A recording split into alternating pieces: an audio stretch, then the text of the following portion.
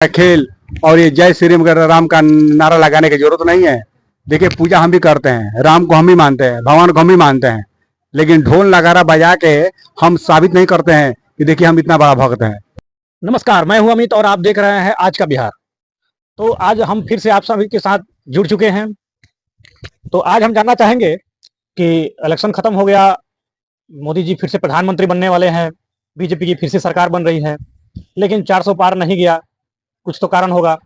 और इसी के साथ ज़्यादातर लोगों के द्वारा आवाज़ उठाया जा रहा है कि बीजेपी का सबसे महत्वपूर्ण सीट, जिसपे मतलब समझिए कि लोगों को लगता था कि ये तो कभी नहीं हार सकते हैं, वो था अयोध्या का सीट, जहां प्रभु श्री राम का मंदिर बना और इतना सारा अयोध्या में डेवलपमेंट हुआ, इतना सारा विकास हुआ।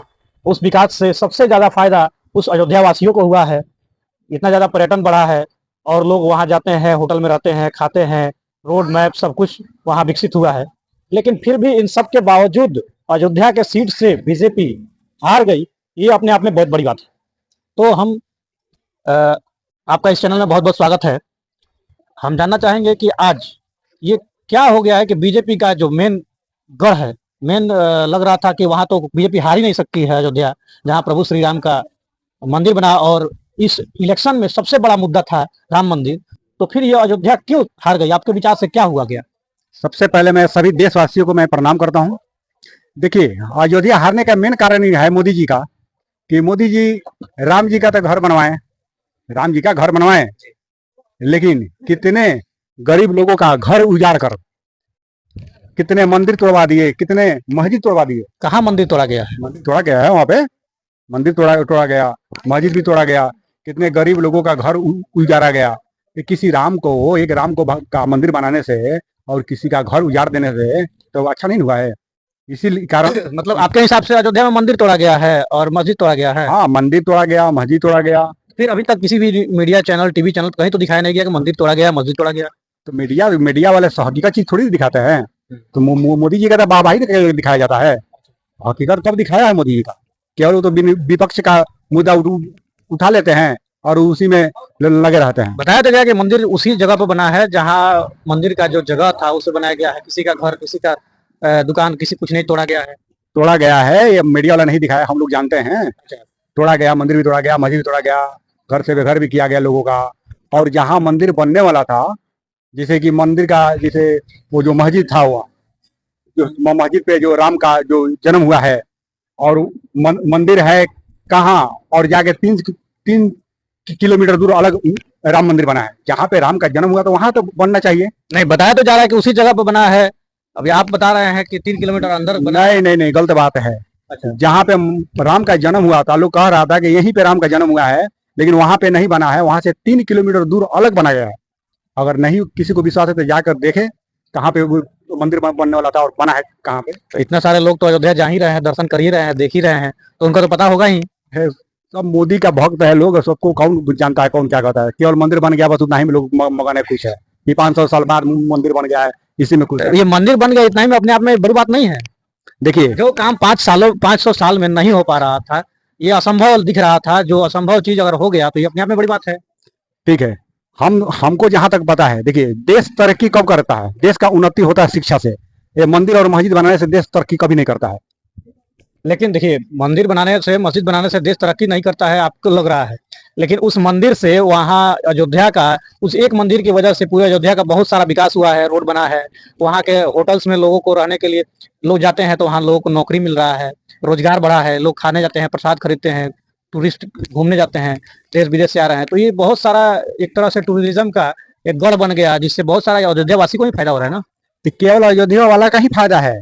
आज जो घर से बेघर हुआ उनका क्या हुआ? जिसका दुकान टूट गया उसका क्या हुआ? जिसका रोजी रोटी मारा गया उसका क्या हुआ? अब जो सरकारी जमीन को छेक के बनाए होंगे तो उनका तो टूटेगा ही। तो ठीक है, सरकार का दायित्व बनता है ना, अगर उनको उजाड़ते हैं तो उनका भी कहीं जगह हम स्थापना कर दें, ताकि उनका भी रखने की जगह होनी चाहिए। ये तो वहाँ का प्रशासन का ऊपर है ना कि अगर दिया है कि नहीं दिया है। ऐसे कैसे कह सकते हैं कि सबको बेघर कर दिया गया है? प्रशासन जाके तोड़ा है कि सरकार के आदेश से अनुसार तोड़ा गया है।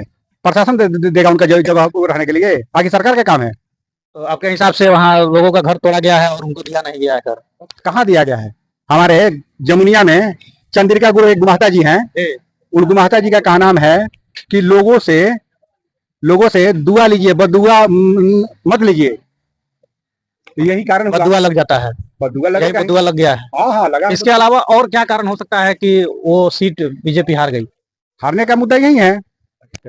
और वहाँ जो कैंडिडेट है, कुछ लोग कहना है कि कैंडिडेट ने भी अच्छे से मेहनत नहीं किया, लोगों के बीच नहीं गए, इसकी वजह से भी हार गए। अब कैंडिडेट क्या किया क्या नहीं किया वो तो हमको नहीं पता है कि क्या मेहनत किया नहीं किया, लेकिन मेन हारने का मुद्दा वही है कि लोगों का तकलीफी में देना, उसको घर से बेघर करना, लोगों का आह लगा है। जब गरीब का आह लगता है तो राजा भी रंग बन जाता है। बस वही हाल इनका हुआ, मोदी जी का किया। चलिए ठीक है, इस बात तो ठीक है, लेकिन फिर से बीजेपी का सरकार बन रहा है और तीसरी बार मोदी जी आ रहा है, तो इस बार आप मोदी जी से क्या उम्मीद रखते हैं? मोदी जी से उम्मीद क्या करना है? बस हमको यही माननीय मोदी जी से कहना है कि हमारे देश का बढ़िया से विकास करे, और हिंदू मुस्लिम और खेल और ये जय श्री राम का नारा लगाने की जरूरत नहीं है। देखिए पूजा हम भी करते हैं, राम को हम भी मानते हैं, भगवान को हम भी मानते हैं, लेकिन ढोल नगारा बजा के हम साबित नहीं करते हैं कि देखिए हम इतना बड़ा भक्त हैं।